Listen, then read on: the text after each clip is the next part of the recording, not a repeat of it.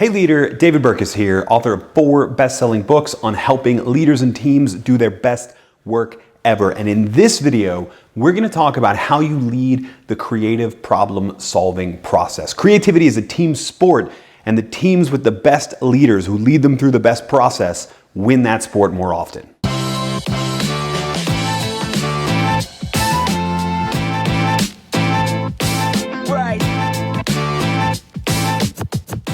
At its core, knowledge work is about solving problems. Leaders and teams are asked to solve problems that generate new and useful solutions for their companies, for their customers. It's about creativity. It's about tapping into the creativity and innovation of the team so that you can solve those problems and create more value. And I've said often, and I've said for a decade, that creativity is a team sport. When you can tap into the creativity of everyone on your team, when you can tap into the idea generation of everyone on your team will fare much better. But when you ask most leaders, how do you solve problems? How do you generate creative ideas? You get largely the same answer. You get that we put our heads together, that we brainstorm. When you ask them to describe the actual process, what you get is something that looks an awful lot like a half-baked attempt at Alex Osborne's original brainstorming. You get people filing into a conference room, somebody grabs a whiteboard marker, and they just start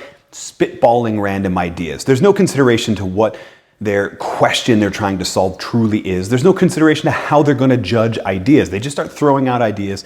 Eventually, they arrive at consensus. Somebody circles one on the board, they go implement, and it doesn't work. Despite being widely employed, this method of just putting people in a room and generating ideas doesn't work. When you look at the most consistently creative companies, teams, leaders, all of them have the same thing in common, and that is that they understand that their job is to lead the team through a creative process, or process for my Commonwealth country friends. Their job is to lead people through multiple different stages of solutions. If you're trying to problem solve, if you're trying to generate creative ideas, there's not one meeting. There's actually 3. So in this video, we're going to cover those 3 meetings really quickly. And I know what you're thinking, oh my gosh, 3 meetings instead of 1, thinking about all logistics. Don't worry, we got you covered about who you need to invite and what your objectives for that meeting are so that you can implement all 3 and solve problems better. Now, the first meeting that you're going to want to call is the problem meeting. I mean, the goal of this meeting is literally to define the problem. How often do we encounter a problem, generate a bunch of ideas to try and solve it, and we end up finding out that we're solving for a symptom of the disease and not the root problem? So it's worth taking some time to figure out, do we actually have the right problem? Do we have the right question that we're looking for? There's some research that might have to be done ahead of this meeting, and this meeting is probably going to be more people than just your team. Everybody who might know something about the problem at hand, everybody who this problem affects should probably be in this meeting. And there's a couple different tools that you can use. I'm a big fan of the Toyota 5 Whys method. I'm also a big fan of the sort of fishbone for finding that root cause of the problem. There's a bunch of different things you can find. But the real magic happens when you invite an attendee list of people who are beyond just your team, who are everyone in the organization for whom is touched or affected by that problem. That might even mean customers, that might even mean vendors, that might even mean suppliers. But if you can get them all in the room to discuss the problem, then what you arrive at is you're most likely you've just found the root problem by nature. Your main facilitation goal should be to steer people towards the problem question. If you are familiar with the world of design thinking, one of the best ways you can phrase the question your people need to solve is, how might we blank? How might we increase sales without increasing our marketing revenue? Or how might we increase our customer retention numbers? Whatever it is, start it off with how might we. And what I love about how might we is that how might we, when it's taken into the next meeting, and we'll talk about the next meeting in a moment, how might we doesn't send the message that there is a right answer. It sends the message that there are multiple different answers, because the job in the brainstorming meeting is to generate lots of solutions. And the job in the last meeting will be to identify the one of best fit, but not necessarily the right. So I love this question, how might we blank, in order to send a message to the people who are going to be coming up with ideas that there are lots of different ideas, and that's what we're going for. That's the problem meeting. Now, your second meeting that you're going to call, and that the attendee list is going to be a little bit different, is the idea meeting. This is the brainstorming meeting if you want to use that technique. I recommend a couple different things here. I recommend that you send out the problem question, and any background material ahead of time and encourage people to come prepared with a first round of ideas. Sometimes if you don't have the time to do that, then outlining all of that in the beginning of this idea meeting and having a time of silent generation of ideas can work really, really well. See, the big problem in a lot of brainstorming meetings and a lot of ideation sessions is that the over-talkers tend to dominate. Those extroverts who really enjoy hearing themselves talk, these are the people that tend to dominate, and smaller, quieter, more introverted voices get left behind. And you want to avoid that, both by good facilitation of calling on sort of everyone, but you also want to leverage structured silence and that period of silent idea generation to let people come up with their ideas, come back and share them, and send the message that everybody, regardless of the decibels of volume of their voice, everybody has an equally valid shot of finding the right idea or finding an idea that spurs us on towards the right idea. Like a traditional brainstorming rules here, you're going for quantity. You are trying to generate as many ideas as you can. However, unlike the rules of traditional brainstorming, it's actually not that good of an idea to sacrifice any conflict or debate for the sake of quantity. What I mean by that is that while the original rules for brainstorming said things like, no idea is a bad idea, let's be honest. Some ideas are terrible. And there's a lot of good research, relatively recent research, that suggests that by pushing back on the idea, you encourage people to think more broadly about it, you end up generating more ideas, you arrive at a better quality decision if you can have people harness task-focused conflict, a task-focused pushing back on the idea, not the person. Now, how do you do that? There's a number of different ways. Probably my favorite one, and this will be your job as the facilitator, is to make sure that people aren't challenging the idea.